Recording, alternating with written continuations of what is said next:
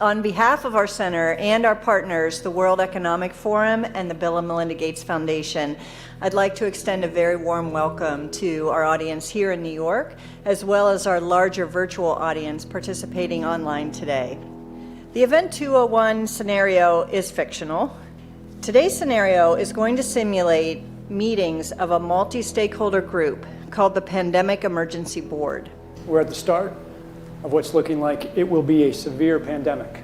And there are problems emerging that can only be solved by global business and governments working together. There's been some conspiracy theories that are around about the potential that pharmaceutical companies or the UN have released this for their own benefit. And maybe this is a time for us to showcase some cases where we are able to bring forward some bad actors and leave it before the courts to decide whether they have actually spread some fake news. A new coronavirus.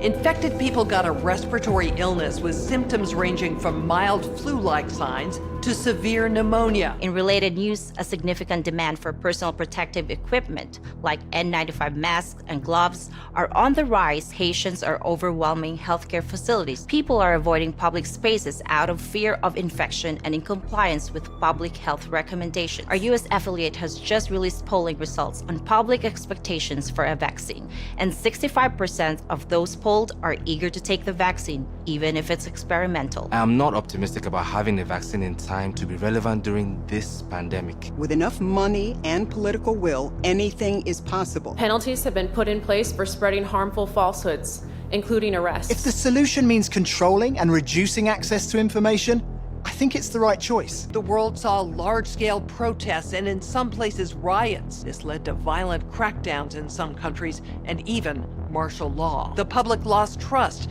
in their respective administration. Economists say the economic turmoil caused by such a pandemic will last for years. The societal impacts, the loss of faith in government, the distrust of news, and the breakdown of social cohesion could last even longer.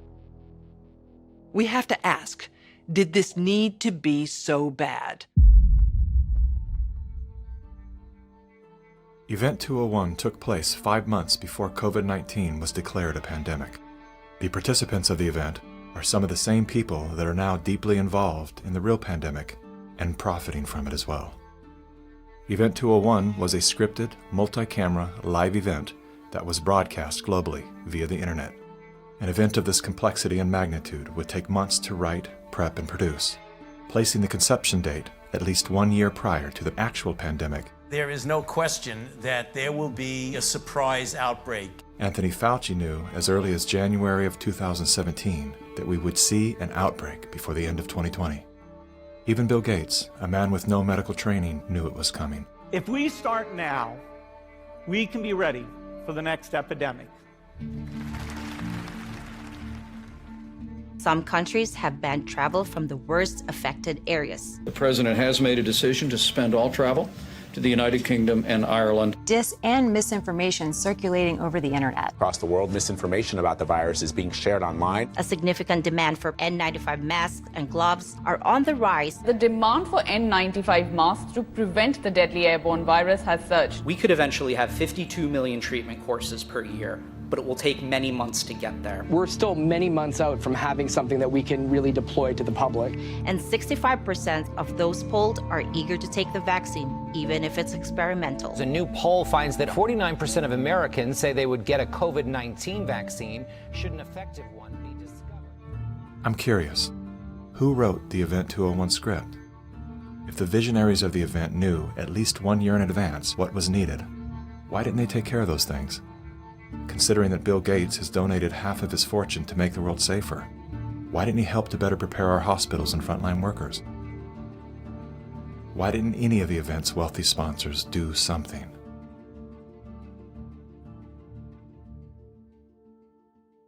Now here we are. You know, we didn't simulate this, we didn't practice. On behalf of our partners in the Bill and Melinda Gates Foundation. So both the health policies and economic policies, we find ourselves in uncharted territory. Event 201 was not the first scripted exercise to prophesize the future with astonishing accuracy.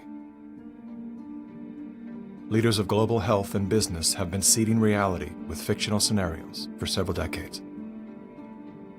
The scenario obviously is fictional. 1 year prior to Event 201, many of the same sponsors, hosts, and actors came together to produce a tabletop pandemic simulation for a fictional virus they branded Clade X. 1 year to produce a vaccine for this is too long. We should have stockpiled, we didn't, but we're going to have to look at that vaccine question to see if we can speed up the delivery. And if we do not have the public with us, we're in big trouble. In 2010, the Rockefeller Foundation released a 54-page document called Scenarios for the Future of Technology and International Development. Page 18 features the pandemic scenario, Lockstep, a world of tighter top-down government control and authoritarian leadership, with limited innovation and growing citizen pushback. China's government was not the only one that took extreme measures to protect its citizens from risk and exposure.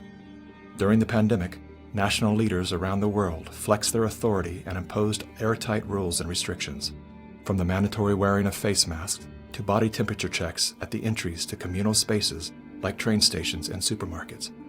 Even after the pandemic faded, this more authoritarian control and oversight of citizens and their activities stuck, and even intensified.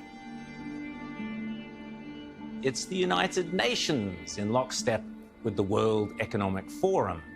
In what they are boasting will be the great reset of all our economies and of all our personal liberties.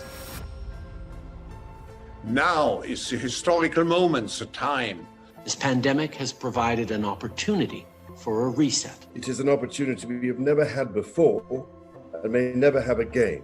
We must not miss this unique window of opportunity.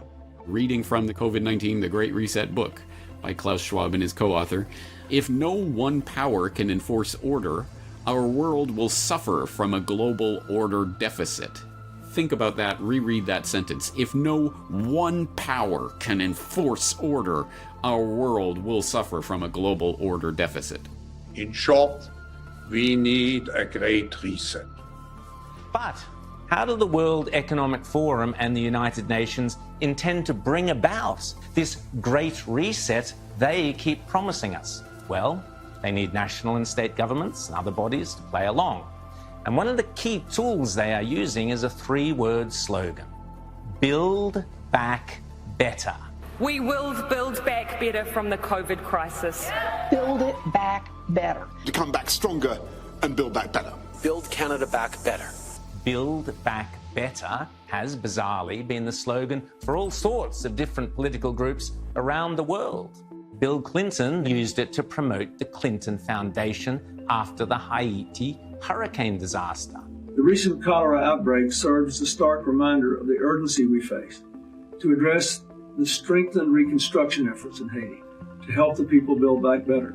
Haitian activists staged a protest outside Hillary Clinton's Manhattan office. The demonstrators claim billions of dollars were stolen through the Haiti Reconstruction Commission headed by Bill Clinton. They also say Haiti was used as a cover for foreign governments to funnel kickbacks of possibly hundreds of millions of dollars through the Clinton Foundation.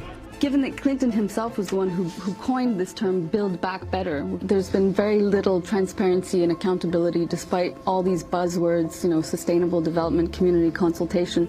Any disaster can be the perfect excuse to build back better by using the money that should be going to disaster relief to instead subsidize the UN agenda at the same time as making renewables investors very rich. So behind the great Haiti disaster story, that is used to cover up what Big Pharma, Big Oil, Big Bank is actually doing. The absolute first thing we have to keep in mind with the Great Reset is that this has absolutely nothing to do with any sort of virus or disease or anything of the sort. This is a coordinated agenda that has been years in the making. This isn't meant to end. The so-called Great Reset, which is deliberately designed to strip away your liberties and your rights using the tools of oppression and the opportunity provided by the COVID pandemic. Here we are now with an economy in crisis, but with an incredible opportunity, not just to build back to where we were before, but better. it is I, your cute and adorable pal Grover, with a message for listeners of the Great Reset. I know a thing or two about resetting. I reset my alarm clock every morning. But you are talking about resetting the entire world.